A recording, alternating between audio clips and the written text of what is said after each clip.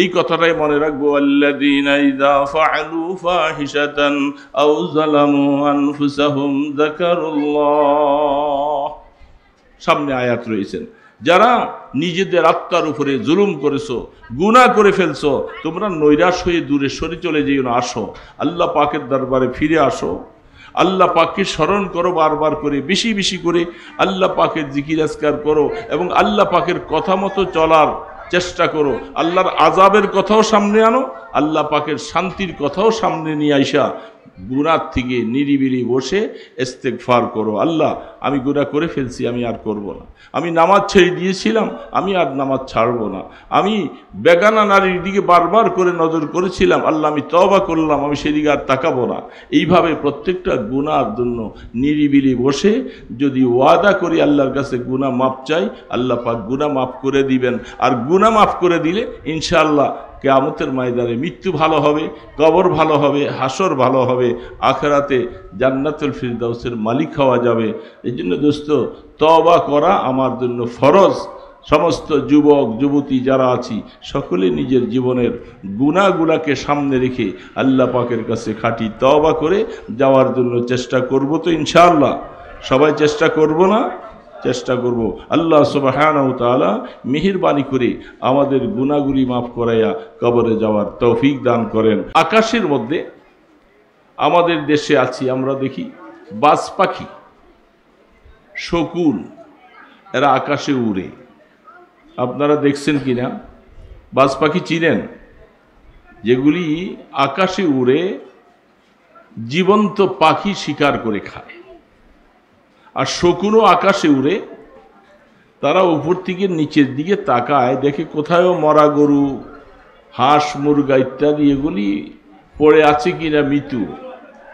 উপর থেকে তাদের দৃষ্টিশক্তি অনেক প্রখর, নজর করে নিচের দিকে যেখানে মরা দেখে সেই মরাটার সাথে তাড়াতাড়ি সম্পৃক্ত হয়ে সে মরাটা খায়।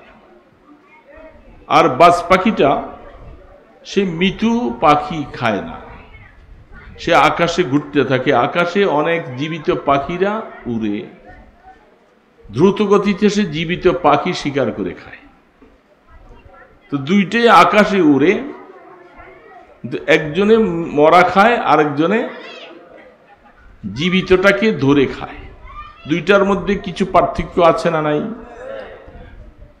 ঠিক ডাক্তার ইকবাল বলতেছে, দুনিয়ার মধ্যে মানুষ, এই মজলিসে আমরা বসে আছি, অনেকে আছি, আমার ছেলে, আমার বাবা, একই ঘরের সন্তান, একজন হাফেজে কোরআন হয়, আরেকজন বড় শিক্ষিত হয়। আপনার দৃষ্টিতে যদিও দুইজনকে দেখা যায় একই ঘরের সন্তান, আল্লাহ পাকের এলেমের মধ্যে ওই বাজ পাখি আর শকুনের মধ্যে যেমন ব্যবধান, ঠিক তেমনি ভাবে একই সন্তানের মধ্যে হাফেজে কোরআন আর দুনিয়ার লাইনে বড় শিক্ষিত কোনোদিন এক সমান হতে পারে না। এক সমান? এ বাবা, মিনারার মধ্যে মুয়াজ্জিন আজান দিত আগের জামানায়, এখনো মাইকে আজান দেয়। তিনি আরো বলতে বলতে বলতেছিলেন, দেখো, আরে আজান বেলালে হাবশি যখন দিয়েছিল মসজিদে নববীর মিনারায়, সমস্ত মদিনার আকাশ বাতাস, সমস্ত মানুষগুলি পাগল পারা হইয়া মসজিদের দিকে পাগলের মতো ছুটে যেত। সেই বেলালে হাবশির মধুমাখা অন্তর নিংড়ানো ভালোবাসার সে আজান, আর এখন আমরাও আজান দেই। দুই আজান শব্দ এক হলেও দুইটার হাকিকতের মধ্যে আসমান জমিন বেশ কম না? अल्फाज मानी में तफावत नहीं, लेकिन मुल्ला की अज़ा और मुजाहिद की अज़ा। ঠিক মুজাহিদ যখন আল্লাহু আকবার ধ্বনি দেয়, মুজাহিদের ধ্বনি আর আমার আপনার ধ্বনির মধ্যে আসমান জমিন ব্যবধান। বন্ধু, মনে রাখো, জিহাদের ময়দানে কাফির মুশরিকের মোকাবেলায় মুজাহিদেরা যখন রক্ত মাখা শরীর নিয়ে আল্লাহু আকবার ধ্বনিটা দেয়, সেই ধ্বনির পাওয়ার এত বেশি, সেই মুহূর্তের ধ্বনিটা আর সে আজিমে পৌঁছতে আর দেরি হয় না। আর আমাদের সামনে দিন মিটে যায়, আল্লাহ পাকের নবীকে গালি দেওয়া হয়, আম্মাজান আয়েশাকে গালি দেওয়া হয়, কুলাঙ্গাররা, নাস্তিকেরা। আমাদের দেশে আমরা কোটি কোটি মুসলমান থাকার পরেও আমাদের কর্ণকুহরে সামান্যতম একটু আঘাতও লাগে না, কষ্ট লাগে না, আওয়াজ শুনে ঘুমিয়ে আছি। কি বলেন, ঠিক না ভাই? ঠিক। এটা আমাদের ইমান। কারণ ইমানটা নিস্তেজ হতে হতে ইমানের হাকিকত পাই নাই, ইমানের অবস্থা বুঝি নাই। এই জন্য মুসলমান ভাইরা, দুইটা একই সাথে একই বাজারে চলছি, এক দোকান থেকে সদাই খাচ্ছি, এক বিল্ডিংয়ে বসবাস করছি, কিন্তু এই জন্য সবই যে একরকম হবে তা হতে পারে না। কিয়ামতের ময়দানে আল্লাহ সুবহানাহু ওয়া তাআলার দরবারে মানুষের দাম শুধু চেহারায় নয়, মানুষের অর্থ যা কিছু আছে এগুলার কারণে দামি নয়। আল্লাহ পাক বলতেছে, আমার কাছে দামি হবে ইন্না আকরামাকুম ইনদাল্লাহি আতকাকুম। তোমাদের মধ্যে যে যত বেশি ফরেজগার হবে, যত বেশি মুত্তাকি হবে, যত বেশি আল্লাহ পাকের ভয় অন্তরে জাগা দিবে, তোমার মর্যাদা আল্লাহ পাকের কাছে বেশি হবে। দুনিয়ার কোনো সম্পদ তোমার কাছে থাকুক বা না থাকুক, এতে কিছু আসে যায় না। আল্লাহ পাক দেখবে, মানুষের অন্তর আর আমল দেখবে। এই জন্য অন্তর আর আমল যত সুন্দর হবে, কিয়ামতের ময়দানে তারা তত বেশি দামি হবে। আল্লাহু আকবার। আমি ছোট্ট আয়াত পড়েছি। এখানে আমরা যারা আছি, যুবক আছে, বৃদ্ধ আছে, বয়োজ্যেষ্ঠ আছে, আমাদের কিছু গুনাহ আছে কিনা বাবা বলেন তো? ছোট্ট করে বলছে, গুনাহ নাই? হ্যাঁ, সবার আছে। মুখে বলুন, আমাদের সকলের গুনাহ। গুনাহ ছাড়া মানুষ পৃথিবীতে নাই বললেই চলে। কি বলেন, ঠিক না ভাই? ঠিক। শুধু একমাত্র নবীগণ মাসুম ছিলেন, নিষ্পাপ ছিলেন, তাদের কোনো গুনাহ। এই আকীদা বিশ্বাস করেন তো আপনারা? নবীরা মাসুম, নবীদের কোনো গুনাহ। এখন যদি কোনো মানুষ নবীকে গুনাহগার বলে কোনো সূত্র বাইর করে, নবীদের ভুল ধরার অধিকার কি কোনো উম্মতের আছে? কোন নবী ভুল করছে বলে যদি কোনো উম্মত যদি বলে, সে আর উম্মতের কাতারে থাকবে না, সাথে সাথে ঈমান থেকে বেরিয়ে যাবে। ঠিক না ভাই? ঠিক। আফসোস লাগে, আফসোস লাগে। অনেক সময় আকলের মধ্যে পর্দা পড়ে যায়। আকলের মধ্যে যখন পর্দা পড়ে আর আল্লাহ পাকের তরফ থেকে যখন মাহরুমি আসে, তখন ভালো মানুষ, বড় বিজ্ঞ আলেম হয়েও অনেক সময় পদস্খলন হয়ে যায়, বিভ্রান্ত হয়ে যায়। আমি গত শুক্রবারে আলোচনার মধ্যে বলছিলাম এক কথা, আবু আব্দুল্লাহ আন্দলুসি রহমতুল্লাহ আলের কথাটা আমি সংক্ষেপে বলছিলাম। ওই দিন অনেক বড় আলেম, অনেক বড় মুহাক্কিক, অনেক বড় মুহাদ্দিস, তার ছাত্রের অভাব নাই, মুরিদের অভাব নাই, কিন্তু আল্লাহ পাক তাকে এমন পরীক্ষায় ফেলছেন, শেষ পর্যন্ত পরীক্ষা কারণে ঈমান থেকে বাইর হইয়া ইহুদিবাদ পছন্দ করে তাদের দলভুক্ত হয়ে গেছে। পরীক্ষা, এটার নাম পরীক্ষা। আল্লাহ পাকের পরীক্ষা বড় জটিল পরীক্ষা। আল্লাহ কখন কাকে পরীক্ষা ফেলাবে বলা যায় না।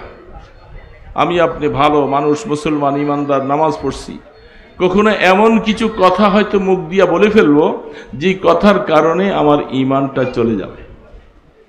আমি সকালে মুমিন, রাত্রিবেলা ঘরের মধ্যে কাফের, শুধু কিছু কথা বলার কারণে, যে কথাগুলি আমার মুখ থেকে বের হয়েছে এবং আমি এটা বিশ্বাসও করে থাকি।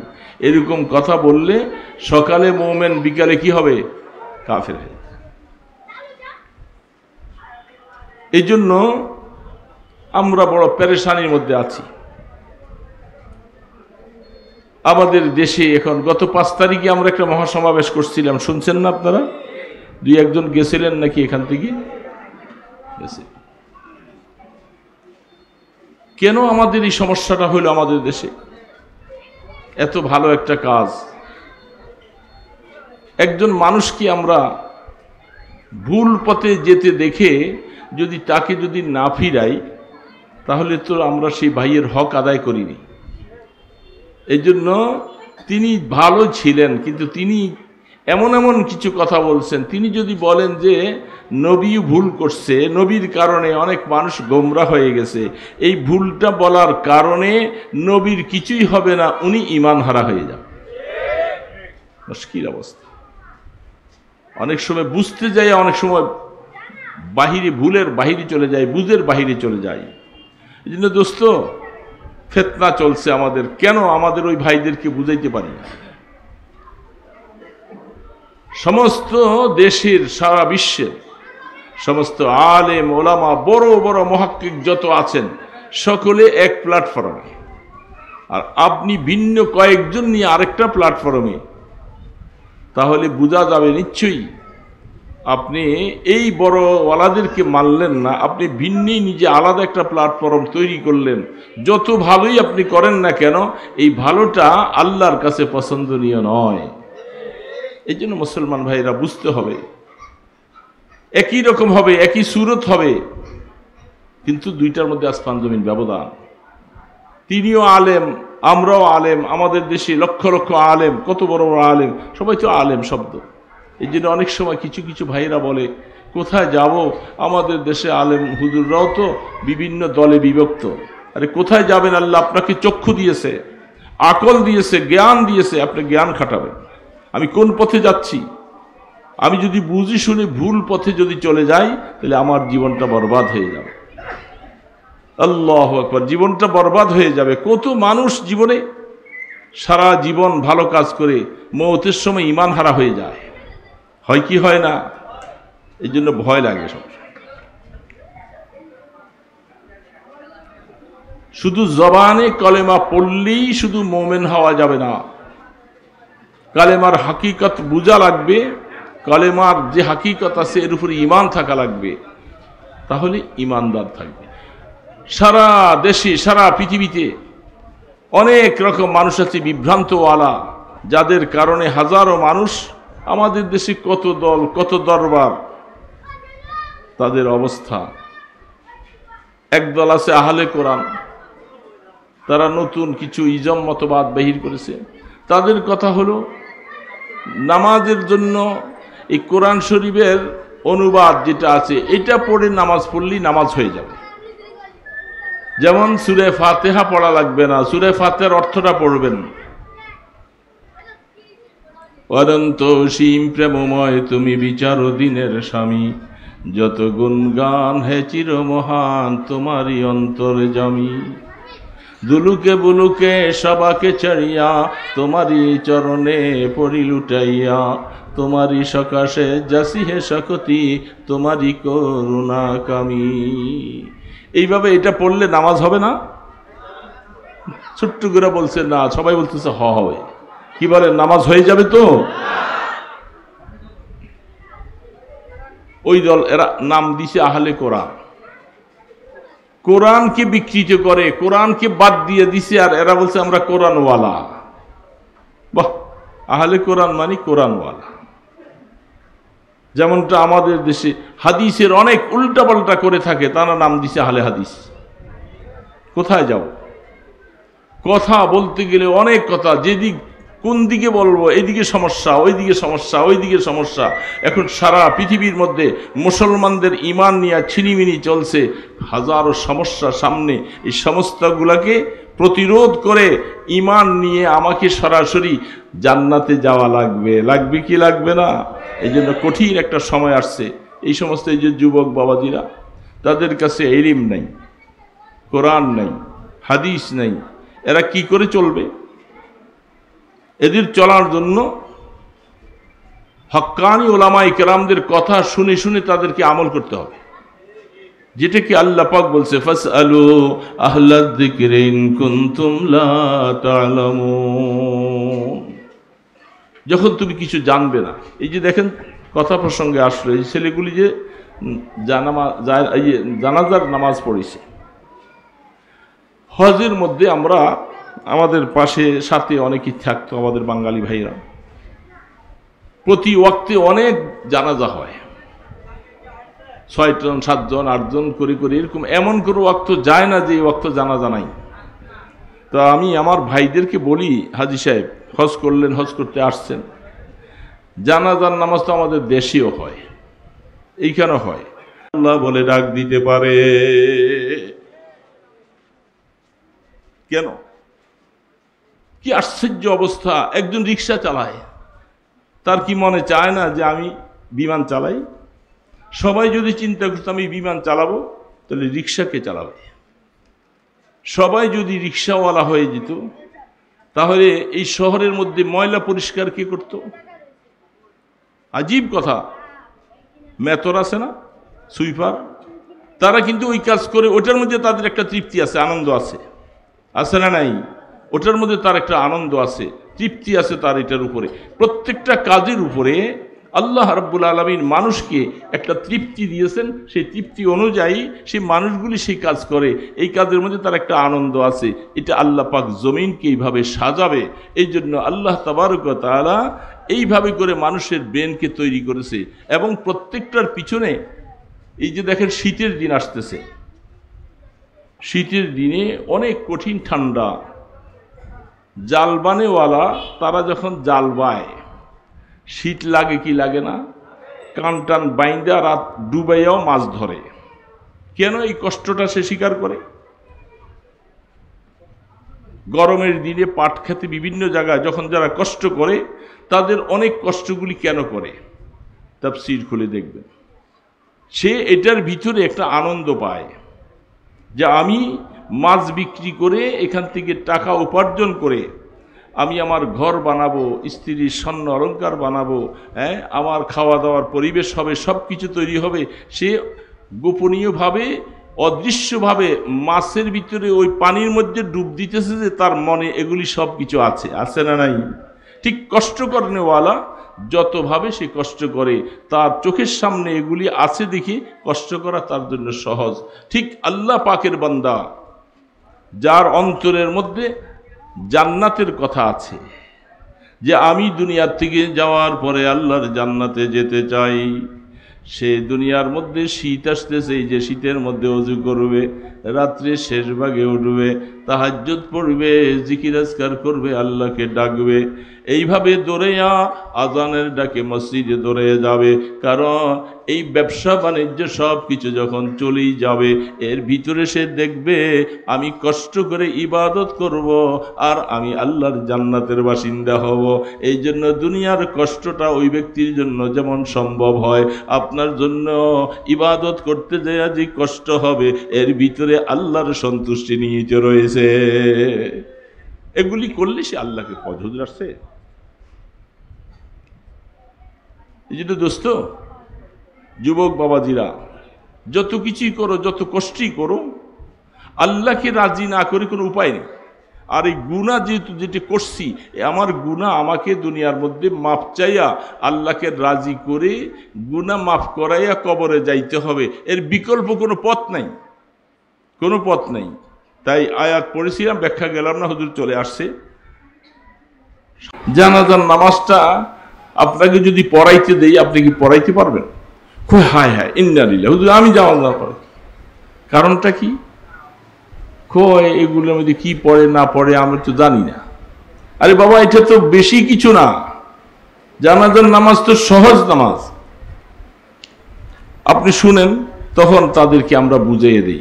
আপনারা শুনছেন, প্রথম তাকবীরের সময় কি পড়ছিল? সানা পড়ছে। এটা তো অনেকের মুখস্থ আছে, কিন্তু এটা যে এইখানে লাগাইতে হয় এটা জানেন। দুরূদ শরীফ জানি না, না জানি আমরা, কিন্তু বাবা দুরূদ শরীফ মুখস্থ আছে না অনেকের। তো নামাজের মধ্যে দুরূদ শরীফ পড়ি, দ্বিতীয় তাকবীরের মধ্যে এই দ্বিতীয় দুরূদ শরীফটা পড়তে হয়। এটা আমি নামাজে পড়ি, এখানে যে পড়তে হয় এটা আমি জানি না। তৃতীয় নম্বর তাকবীরে একটা দোয়া আছে একটু বড়, আপনি এটা শিখতে চাইলে বেশি দিন লাগে না। তবু যাই পারলেন, এখানে আল্লাহুম্মা গফিরলি হাইয়্যানা ওয়া মাইয়্যিতানা কমপক্ষে একটা দুইটা শব্দ পারলেও আপনার নামাজে জানাজা হয়ে গেল। তো এই জিনিসটুকু আমরা জানলাম না, না জেনে কি করি? মানুষের অমুকের জানাজা পড়তে যাই, নিয়ত বাইন্দা চুপচাপ বসে থাকি। এই নামাজের মতো এই নামাজগুলি যেরকম আমরা ইমাম সাহেবের উপরে একটা দায়িত্ব বলে ছেড়ে থাকি, ওই জানাজার নামাজের মধ্যে মনে করছি আমার কোনো কাজ নাই, আল্লাহু আকবার বলে দাঁড়িয়ে থাকি। অথচ জানাজার নামাজে যারা মুক্তাদি থাকে তারাও এই দোয়াগুলি পড়বে। কি বলেন, পড়বে না? তো এখন আপনি যখন গেলেন চুপ করে মুখ বন্ধ করে বসে আছেন, কিছুই দোয়া করতে পারলেন না, তা আপনি যখন মরে যাবেন আপনার জানাজা পড়তে যারা আসবে এরাও এরকম মুখ বন্ধ করে দাঁড়িয়ে থাকবে, এরাও দোয়া পড়বে না। কেমন তা দিন তু জানো, তোমার যে অবস্থা, তুমি যেরকম ওই বেটাকে ফাঁকি দিছ, তোমাকেও ওই পরে ওলারা ফাঁকি দিবে। আসলে এটা এত কঠিন কিছু জিনিস নয়। আমরা আজকের থেকে এই কথাটা নিয়ত করে যাই, জানাজার নামাজ যখন পড়তে যাব, জানাজার নামাজে অনেক সওয়াব, আত্মীয় হোক অথবা অনাত্মীয় হোক, যে কোনো একজন মুসলমানের জানাজা দেখলে তার জানাজা নামাজ পড়লে এক উহুদ পরিমাণ সওয়াব পাওয়া যায়। বলেন সুবহানাল্লাহ। উহুদ পাহাড়টা কি খুব ছোট বাবা? একটা উহুদ পাহাড় পরিমাণ সওয়াব পাওয়া যায় রাসূল বলছেন, যদি কোন মুসলমানের নামাজে জানাজা পড়া হয়। সাহাবায়ে কেরাম প্রশ্ন করলেন, যদি তার কবর পর্যন্ত যাওয়া যায় তাহলে? রাসূল বলেন 2 কিরাত সওয়াব পাবে, 2 উহুদ পরিমাণ সওয়াব পাবে যদি কবর পর্যন্ত যাইয়া লাশটা দাফন করো। সুবহানাল্লাহ। এত সওয়াবের একটা আমল, এই আমলটা আমরা হাসতে হাসতে ছেড়ে দেই। এই জন্য যখনই কোনোদিন জানাজা পড়ব মনে রাখবো তো, নিয়ত করার পরে প্রথম রাকাতে কি পড়ব, পারবো তো? এই সুবহানাকাটা শিখে নিব। 2 নম্বরে দ্বিতীয় তাকবীর যখন পাঠ করবে তখন দুরূদ শরীফ পড়বে, যেই দুরূদটা নামাজের মধ্যে আত্তাহিয়াতুর পরে পড়া হয়, যাকে দুরূদ ইব্রাহিমি বলা হয়। যুবক বাবাদিরা এটা শিখতে কি বেশি সময় লাগে রে? অনেক যুবকেরা শিখে নাই ছোটবেলা। একজন আলেমের কাছে শিখবা, মসজিদে যে ইমাম সাহেবের কাছে যে শিখবা। 3 নম্বর তাকবীরে সব সময় যাইয়া বলে, হুজুর অমুকের জন্য একটু দোয়া করবেন। আরে দোয়া তো আল্লাহ পাক শিখিয়ে দিছে। আল্লাহুম্মা গফির লি হাইয়িনা ওয়া মাইয়িতিনা ওয়া শাহিদিনা ওয়া গায়িবিনা ওয়া সগীরিনা ওয়া কাবীরিনা ওয়া যাকারিনা ওয়া উনসানা। আল্লাহ আমাদের জিন্দাকে মাফ করে দাও, মুর্দাকে মাফ করো, আমার বাবাকে মাফ করো, মাফ করো, উপস্থিতওয়ালাদেরকে মাফ করো, অনুপস্থিতওয়ালাদেরকে মাফ করো, সবাইকে মাফ করে দাও। এই জানাজার মধ্যে এই দোয়াটা করা হয়। এমন সুন্দর দোয়াটা আমরা শিখতে বেশি দিন লাগে না। তাহলেই জানাজার নামাজে যাইয়া শুধু চুপচাপ দাঁড়াই থাকা লাগবে না, আমি দোয়া শিখে ফেললাম আজকের থেকে, সামনে জানাজা পড়লে ইনশাআল্লাহ আমরা এইভাবে দোয়া করবো। তো আমি বলতেছিলাম যে আমরা এখানে যারা আছি, ছোট বড়, আমি সহ যত মানুষ আছে, গুনাহ আছে না নাই?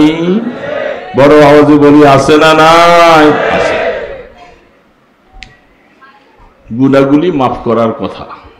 আল্লাহ পাক তো বান্দাকে মাফ করতে চায়।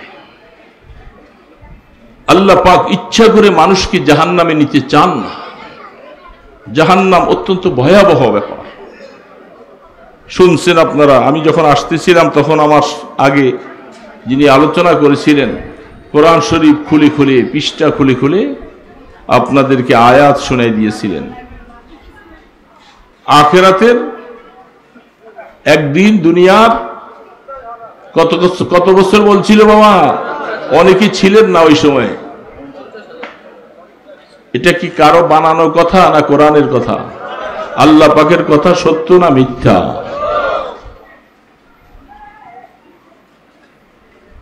দুনিয়ার 50,000 বৎসর, আখিরাতে লম্বা। 50,000 বৎসর যত লম্বা হবে, আখিরাতে একটা দিন এত লম্বা। কিন্তু বাবা এই ভয়াবহ দিন, কঠিনতম হালাত অবস্থা,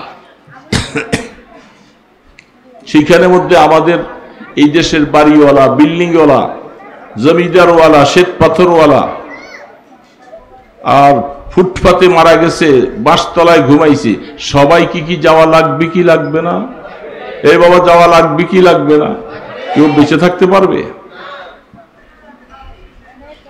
সবাই মনে মনে খুশি যারা এখানে আছি। আমাদের কারো বাড়ি ফরিদপুর, কারো বাড়ি শরীয়তপুর, কারো বাড়ি বরিশাল, কারো বাড়ি রাজশাহী, ময়মনসিংহ, বিভিন্ন এলাকার থেকে আমরা শহরে আসছি, ঠিক না? শহরে আইসা যারা একটা বাড়ি করছে তার মনে অনেক আনন্দ। আমি অনেক কষ্ট করে একটা থাকার ব্যবস্থা করেছি, বাড়িটা করছে, মনে খুব খুশি। কি বলেন, খুশি কি খুশি না? আল্লাহ সুবহানাহু ওয়া তাআলার হিকমত দেখেন, কুদরত কত বড় জিনিস। সারা পৃথিবীর মানুষগুলাকে আল্লাহ একরকম বানায় নাই, একরকম বানাইছে। এখানে যত মানুষ আছে চেহারা এক বাবার সন্তান, চেহারা কি সব একরকম? গলার আওয়াজ, গলার আওয়াজও একরকম নয়, চেহারাও একরকম নয়। আল্লাহ পাক দেখেন তাফসীরের মধ্যে লিখছেন, এই পৃথিবীর মধ্যে বিভিন্ন মানুষকে, যে আমরা কেউ কাপড়ের ব্যবসা করি, কেউ মুদি দোকানদারি করি, কেউ আপনার ইলেকট্রিক দোকানদারি করি, কেউ সেলুনের ব্যবসা করি, অর্থাৎ কেউ কাঁচামালের দোকানদারি করতেছি। এত রকমের আইটেমগুলি কেন? এত ধরনের দোকানদার কেমনে সাজলেন? তাফসীরের মধ্যে লিখেছেন আল্লাহ সুবহানাহু ওয়া তাআলা জমিনের মধ্যে যখন মানুষগুলাকে বানাইছেন, মানুষের ব্রেনের মধ্যে এক একজনের ব্রেন, যেহেতু আল্লাহ জমিনটাকে সাজাবে, জমিনের মানুষকে আল্লাহ পাক বিভিন্নভাবে খাওয়াবে, এই জন্য একজন মানুষের ব্রেনের মধ্যে শুধু 10, 12টা, 15টা, 20টা কাজ করার মতো ব্রেন ঢুকায় নাই। একজনের দিলের মধ্যে ঢুকাইছে আমি মাঝি হব, আরেকজনের দিলের মধ্যে ঢুকাইছে আমি কৃষক হব, আরেকজনের দিলের মধ্যে ঢুকাইছে আমি